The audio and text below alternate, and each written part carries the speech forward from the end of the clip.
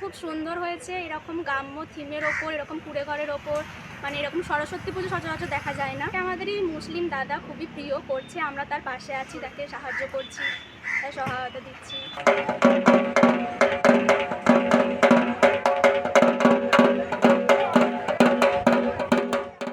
বাঙালির 12 মাসে 13 পার্বণ, আর তার মধ্যে সরস্বতী পুজো ঘিরে থাকে বিশেষ উন্মাদনা।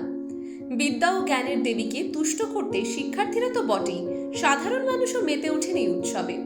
তবে এবারের পুজোয় বাঁকুড়ার ইন্দাস ব্লকের গোবিন্দপুর বাজারে দেখা গেল এক অনন্য চিত্র।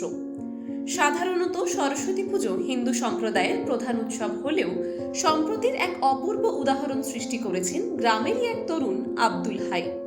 ধর্মীয় গণ্ডির বাইরে গিয়েও তিনি নিজেই তৈরি করেছেন এক অনন্য থিম। গ্রাম্য পরিবেশের ছোঁয়া রেখে মাটির কুড়েঘরের পটভূমিতে বাঘ দেবীকে সাজিয়েছেন এক গ্রাম্য বধূর রূপে।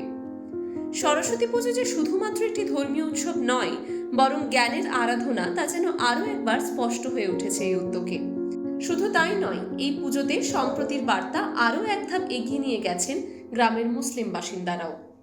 পুজো খুব সুন্দর হয়েছে। এরকম গ্রাম্য থিমের ওপর, এরকম কুঁড়ে ঘরের ওপর, মানে এরকম সরস্বতী পুজো সচরাচর দেখা যায় না।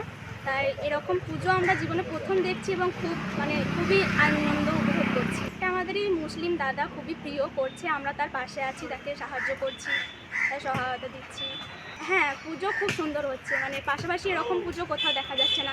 এরকম কুঁড়ে ঘর থিমের ওপর তারপরে হচ্ছে সেলফি জোন, এই সেলফি জোনটায় সেলফি তোলে, মানে এরকম তো সচরাচর দেখা যায় না তো সরস্বতী পুজোয়। তো জায়গাটা খুবই আমাদের সুন্দর লেগেছে। আব্দুল হাইয়ের নেতৃত্বে হিন্দু মুসলিম নির্বিশেষে সকলে একত্র হয়ে এই পুজোর আয়োজন করেছেন। আর পুজোর আনন্দে যেন আরও রং লেগেছে ছোটদের উচ্ছ্বাসে। টোটোয় চেপে কচি কাচারা দেবীর ঘট তুলতে হাজির ঘাটে। এ যেন সম্প্রতির এক চলমান প্রতীকচিত্র। গ্রামের মানুষের এই উদ্যোগ মনে করিয়ে দেয় যে ধর্মের সীমানা মানুষের সম্পর্ককে ছিন্ন করতে পারে না, বরং আরও প্রায়শই মনে করিয়ে দিয়েছে যে মোরা একই বৃন্তে দুটি কুসুম, হিন্দু মুসলমান।